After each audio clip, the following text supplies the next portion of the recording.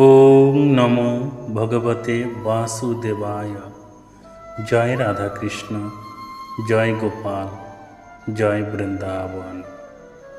ভগবান শ্রীকৃষ্ণ জীব শিক্ষা দেবার জন্য এবং জীবের ভালোর জন্য যেই সব লীলা করেছিলেন তার মধ্যে অন্যতম তথা শ্রেষ্ঠ লীলা হল রাসলীলা। হ্যাঁ, আজ আমরা সেই রাসলীলা কি এবং কি ঘটেছিল সেই রাস পূর্ণিমার রাতে, আজ আমরা সেই সম্পর্কিত বিষয়টি এই ভিডিওর মাধ্যমে তুলে ধরার চেষ্টা করব। তাই আপনারা অবশ্যই এই ভিডিওটিকে সম্পূর্ণ দেখার চেষ্টা করবেন এবং রাসলীলার মাহাত্ম্য আস্বাদন করার চেষ্টা করবেন। তো চলুন শুরু করা যাক।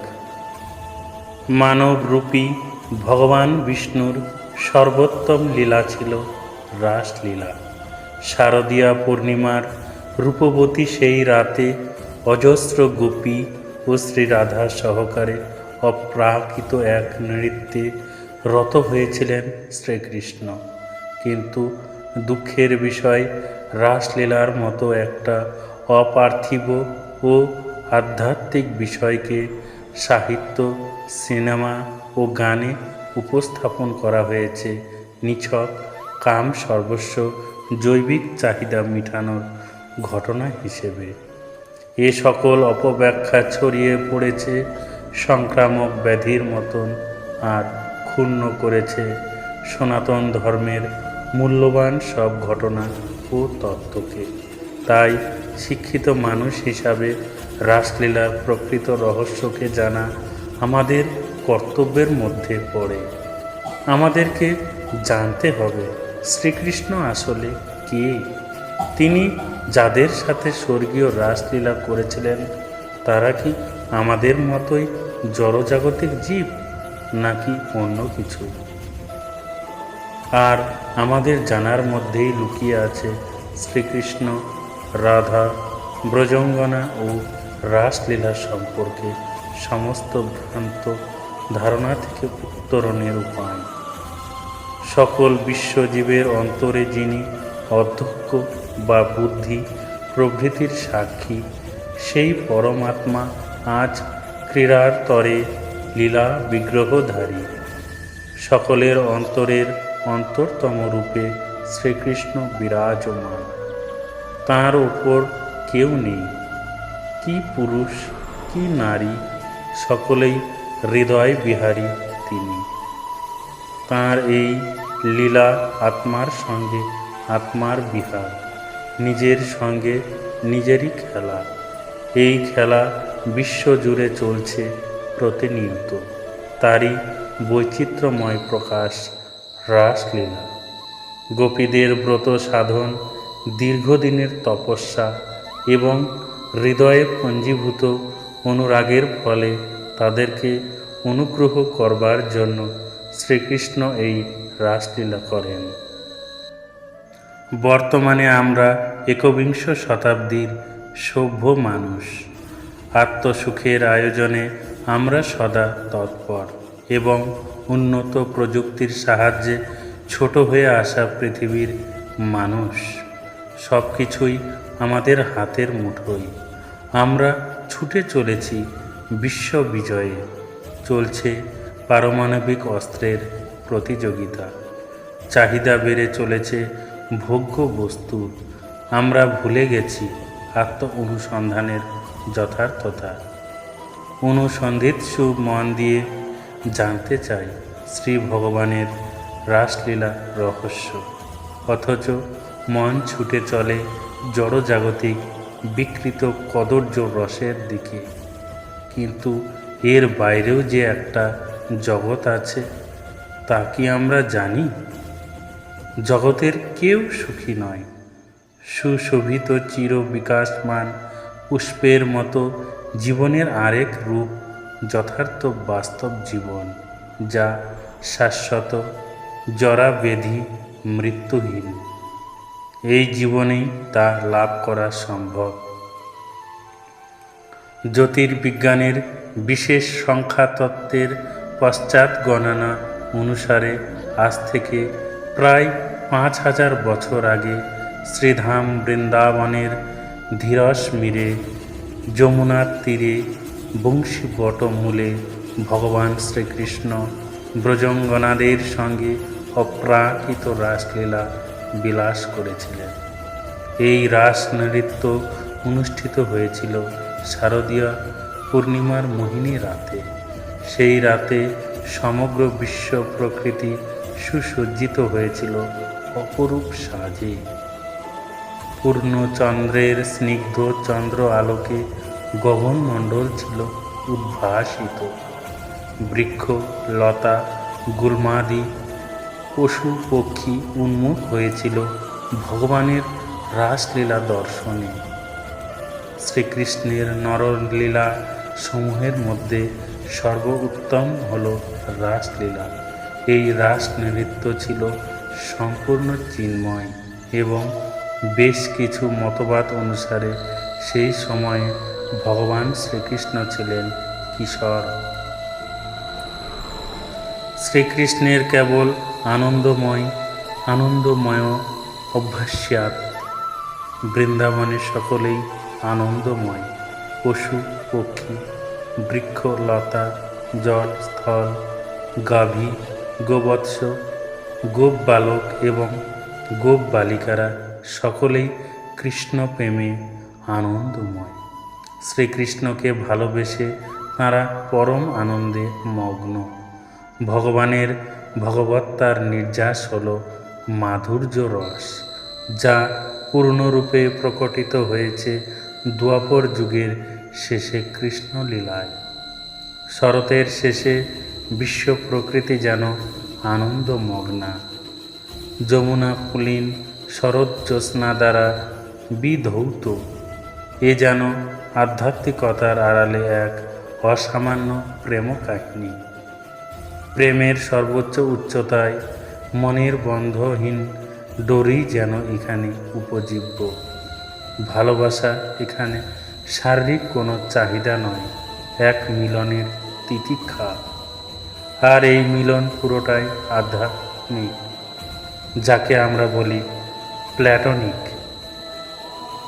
এই কারণেই আজও কার্তিক পূর্ণিমায় বারবার ফিরে আসে রাসলীলার অসামান্য প্রেম কাহিনী। দুর্গাপূজার মতো জাঁকজমক না থাকলেও হিন্দুদের অন্যতম এক বড় উৎসব হল রাস উৎসব। তবে অঞ্চল বিশেষে রাসের প্রভাব এবং জমক কিন্তু বিশাল রকমের। রাস শব্দের উৎপত্তি রস শব্দ থেকে। মূলত কার্তিক মাসের পূর্ণিমাতে রাসের ক্ষণ। রস মানে আনন্দ, দিব্য অনুভূতি, দিব্য প্রেম। হিন্দু শাস্ত্রে অনুযায়ী রাস পূর্ণিমা তিথিতেই শ্রীকৃষ্ণ বৃন্দাবন ধামে রাসলীলা করেন। তাই রাস পূর্ণিমাতেই পালিত হয় রাসলীলা। এই দিনটি বৃন্দাবনে গোপীদের সঙ্গে শ্রীকৃষ্ণের লীলা করার দিন। এই লীলা মানে নৃত্য। চিরহরণ এর গোপীদের সঙ্গে শ্রীকৃষ্ণের এই লীলা। কথিত আছে গোপীরা নাকি এই দিনটিতেই অপেক্ষা করে কৃষ্ণের ডাকের জন্য। কতক্ষণে তাদের প্রাণপ্রিয় সখা শ্রীকৃষ্ণ লীলার জন্য ডাক দেবে তা শোনার জন্য উন্মুখ হয়ে থাকেন গোপীরা। রাসলীলায় যে নৃত্য পরিবেশিত হয় তার নাম রাস নৃত্য। মহারাস, বসন্তরাস, কুঞ্জরাস, দিব্যরাস ও নিত্যরাস, এই 5 ভাগে বিভক্ত রাসলীলা। প্রেম রসের এই পঞ্চলীলায় সবচেয়ে বেশি আকর্ষণ মহারাসে। এই পর্যায়ে রয়েছে কৃষ্ণের সঙ্গে শ্রীরাধার অভিসার, গোষ্ঠী অভিসার, গোপীগণের রাস আলাপ, কৃষ্ণ নর্তন, রাধা নর্তন, গোপীদের নর্তন, শ্রীকৃষ্ণের অন্তর্ধান প্রত্যাবর্তন, পুষ্পাঞ্জলি ও গৃহগমন। বাংলাদেশি মণিপুরী আদিবাসীদের সর্বোৎকৃষ্ট উৎসব রাস নৃত্য। এটি মণিপুরী সাংস্কৃতিক ঐতিহ্যের ক্লাসিক্যাল মূর্ছনা, যাকে বলে এক অপূর্ব শৈল্পিক সৃষ্টি। এদের রাস নৃত্যে কৃষ্ণ ও রাধার ভূমিকা দেওয়া হয় 5 বছরের নিচের শিশুদের, আর গোপীদের ভূমিকায় তরুণারাই বা মেয়েরাই নৃত্য পরিবেশন করে থাকে। বাংলাদেশের মণিপুরী আদিবাসীদের স্থির বিশ্বাস শিশুদের মধ্যেই থাকে দৈব কান্তি, কিন্তু 5 বছর অতিক্রম করলেই সেই দৈব কান্তি রূপ হারিয়ে যায়। রবীন্দ্রনাথের হাত ধরে পরিচিতি পায় বাংলাদেশি মণিপুরীদের এই উৎসব। বাংলা, মৈথিলি, ব্রজবুলি ও মৈথি কবিদের পদাবলী থেকে রাস নৃত্যের গীত গাওয়া যায় বা হয়। 1926 সালে সিলেটে বেড়াতে গিয়ে রবীন্দ্রনাথ বাংলাদেশি মণিপুরী আদিবাসীদের রাস নৃত্য দেখে মুগ্ধ হন। এই নাচের কমল আঙ্গিক রবীন্দ্রনাথের কবিমনকে আলোড়িত করেছিল ভীষণভাবে। পরবর্তীকালে এই মণিপুরীদের এই রাস নৃত্যকে নিজের সাহিত্যের সৃষ্টির আঙ্গিনায় ঠাঁই দেন বিশ্বকবি রবীন্দ্রনাথ ঠাকুর। আর এভাবেই আরও বিশাল সমষ্টির কাছে পৌঁছায় বাংলাদেশি মণিপুরী আদিবাসীদের রাস নৃত্যের মাহাত্ম্য। নবদ্বীপ ও কোচবিহারের রাসমেলা রাজ্যের সবচেয়ে বড় দুটি রাসমেলা পালিত হয়। নদিয়া রাজা কৃষ্ণচন্দ্র রায়ের পৃষ্ঠপোষকতায় 300 বছর আগে নবদ্বীপের রাস উৎসবের শুরু। অন্যদিকে কোচবিহারের রাজ পরিবারের পৃষ্ঠপোষকতায় 200 বছরেরও বেশি সময় আগে রাস উৎসব পালন শুরু হয়েছিল। আজও এই দুই স্থানের রাস প্রত্যক্ষ করতে দেশ বিদেশ থেকে বহু ভক্তগণ সমবেত হন। এখন আসুন শ্রবণ করি কি ঘটেছিল রাস পূর্ণিমার সেই মোহিনী রাতে। বিশ্ব প্রকৃতির মনোমুগ্ধকর পরিবেশে শরৎ পূর্ণিমার রাতে বংশী বটমূলে ভগবান শ্রীকৃষ্ণ বংশীবাদন শুরু করলেন। মন প্রাণ হরণকারী বংশীর ধ্বনি শুনে ব্রজ গোপিকারা তাঁদের পতি পুত্র গৃহ কর্ম জাতি কুল মান সমস্ত কিছু পরিত্যাগ করে শ্রীকৃষ্ণের সঙ্গে মহামিলনের জন্য রাসস্থলিতে ছুটে এসেছিলেন। ভগবানের সঙ্গে মিলনের জন্য এই রূপ ব্যাকুলতায় মানুষকে চরম সার্থকতা এনে দেয়। কৃষ্ণ অনুরাগে রঞ্জিত হয়ে ওটাই ছিল ব্রজবালাদের একমাত্র সাধনা। শ্রীকৃষ্ণ নৃত্য অনুষ্ঠানের উপযুক্ত স্থান কাল পাত্র বিবেচনা করে মল্লিকা জুই ও অন্যান্য অত্যন্ত সুগন্ধিযুক্ত পুষ্প দ্বারা নিজেকে সজ্জিত করেছিলেন। অপ্রাকৃত রাস নৃত্য শুরু হলো। রাসমণ্ডলীতে 2 গোপী, তার মধ্যে শ্রীকৃষ্ণ। যত গোপী তত কৃষ্ণ। রাসরসের নায়ক ভগবান শ্রীকৃষ্ণ। নাচত ঘন নন্দলাল রসবতী করি সঙ্গে। এই রাসনৃত্যে বিশ্বভুবন নাচে, ফুলের ওপর নাচে ভ্রমর ভ্রমরী, মেঘের তালে নাচে ময়ূর ময়ূরী, কদম্ব শাখায় নাচে সুখ সারি, বৃক্ষ লতা পশু পক্ষী, জল স্থল আকাশ বাতাস আনন্দে নৃত্য করে গোপী গোবিন্দের প্রেমের উদ্দলতায়। এই চির আনন্দ খেলার বিরাম নেই, চলছে নিরন্তর নিরবচ্ছিন্ন। শ্রীধাম বৃন্দাবনে 4 শ্রেণীর ব্রজলাল নাদের সঙ্গে শ্রীকৃষ্ণ রাস নৃত্য করেছিলেন। তাদের মধ্যে ছিল নিত্যসিদ্ধ গোপকন্যারা, যারা ছিলেন শ্রীমতী রাধারানীর কাঁই বুহ। অন্য শ্রেণী ছিল দেবকন্যারা, যারা নিত্যসিদ্ধদের সঙ্গে ফলে নিত্যসিদ্ধ স্তর লাভ করেছিলেন। অন্য আর এক শ্রেণী ছিল মূর্তিমান শ্রুতিরা, যারা তপস্যা করে গোপকুলে জন্মগ্রহণ করেছিলেন এবং তারাও ছিল সাধন সিদ্ধ। আর ছিলেন ঋষিরা, যারা দণ্ডকরণ্যে ভগবান শ্রীরামচন্দ্রকে দেখে শ্রীকৃষ্ণকে প্রতিরূপে লাভ করতে চেয়েছিলেন। ব্রজ রামারাও যমুনার তীরে 1 মাস ব্যাপী কাত্যায়নীর ব্রত করেছিলেন। তাঁরা শ্রীকৃষ্ণকে প্রতিরূপে লাভ করতে চেয়েছিলেন। ব্রজবালাদের মনোবাসনা পূর্ণ করার জন্যই এই রাসনৃত্য অনুষ্ঠিত হয়েছিল। যাই হোক, রাসনৃত্যে শ্রীকৃষ্ণ নিজেকে অসংখ্য রূপে বিস্তার করে প্রত্যেক গোপীর সঙ্গে যুগপৎভাবে নৃত্য করেছিলেন। রাস পূর্ণিমার রাত্রি ছিল ব্রহ্মরাত। মানুষের কাছে যা 432 কোটি বছর। রাস পূর্ণিমার চাঁদ যেন বিরহ কাতর সখার প্রতিভূ। দীর্ঘ অসন্দর্শনে সখার মন আজ বিরহ কাতর। প্রাণপ্রিয়ার সঙ্গে মিলনের আকাঙ্ক্ষায় তার মন ক্ষত বিক্ষত। ফিরে আসে যেন বৈষ্ণব পদাবলীর সেই পথ। সইকে বা শোনাইলিল শ্যাম নাম, কানের মরমে পশিল গো আকুল করিল মোর প্রাণ।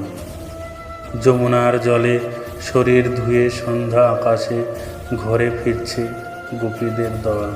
কিন্তু ক্ষণিকের ঘন অন্ধকার কাটিয়ে যেন আকাশ জুড়ে বা ফুরে বেরিয়ে এলো সুগোল চন্দ্র।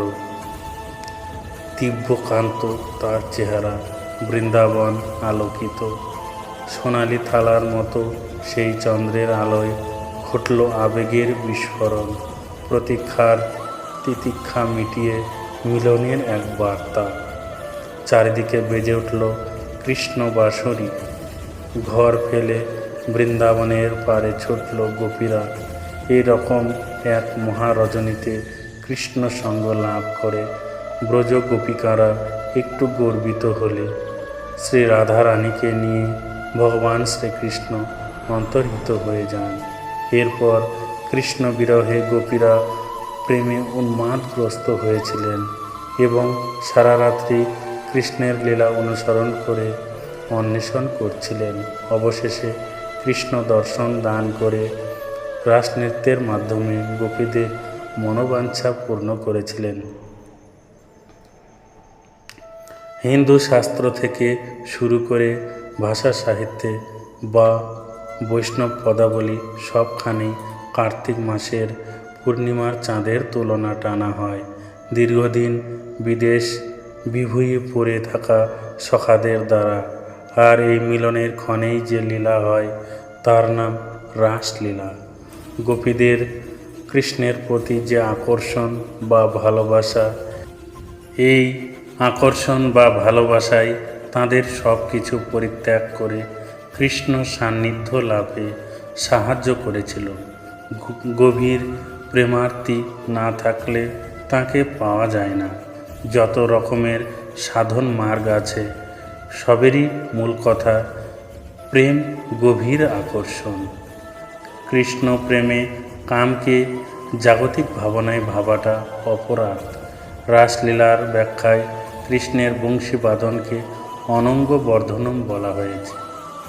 কেউ যদি ভগবানের স্পর্শ পাওয়ার জন্য উন্মুখ হয় বা তাকে খাওয়াবার জন্য ব্যাকুল হয় অথবা ভগবানের কাছ থেকে আনন্দ পেতে বা দিতে চায়, তাহলে তাকেই বলে অনঙ্গ। এই শব্দটির আক্ষরিক অর্থ হলো কাম। কিন্তু গোপীদের সঙ্গে কৃষ্ণের সম্পর্ককে এতটা সরলীকরণ করে ভাবাটা একদম অপরাধ। বলা হয় গোপীদের সঙ্গে কৃষ্ণের প্রেম আধ্যাত্মিক, জাগতিক নয়।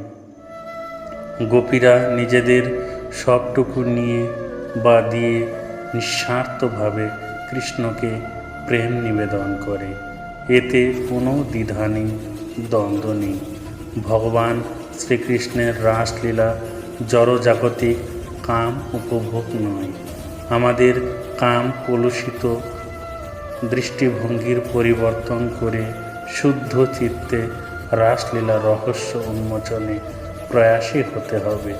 মনে রাখতে হবে, ব্রজঙ্গনারা সাধারণ স্ত্রীলোক ছিলেন না। প্রকৃতপক্ষে তারা ছিলেন শ্রীকৃষ্ণের অন্তরঙ্গ পার্ষদ। ব্রহ্ম সংহিতায় বলা হয়েছে, তারা হচ্ছেন ভগবান শ্রীকৃষ্ণের লাদিনী শক্তির প্রকাশ।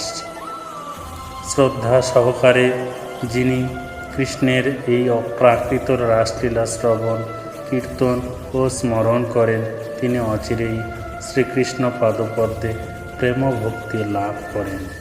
আশা করি আপনারা ভগবান শ্রীকৃষ্ণের এই দিব্য রাসলীলা সম্পর্কে যাবতীয় প্রশ্নের উত্তর ভালোভাবে পেয়েছেন। তাই রাসলীলা আসছে, এই রাসলীলা বা রাসের দিন ভগবান শ্রীকৃষ্ণের রাসলীলা দর্শন করুন এবং ভক্তি ভরে তার পাদপদ্মে নিজেকে আত্মসমর্পণ করুন। দেখবেন শ্রী রাধাকৃষ্ণের কৃপায় আপনার জীবনের সমস্ত দুঃখ ঘুচে গিয়ে জীবনে ভরে উঠবে আনন্দের মেলা। তাই সবাই ভালো থাকবেন, সুখে থাকবেন। ভগবান আপনার মঙ্গল করুন। জয় শ্রীকৃষ্ণ, জয় রাধে, জয় গোবিন্দ, জয় গোপাল, জয় রাস।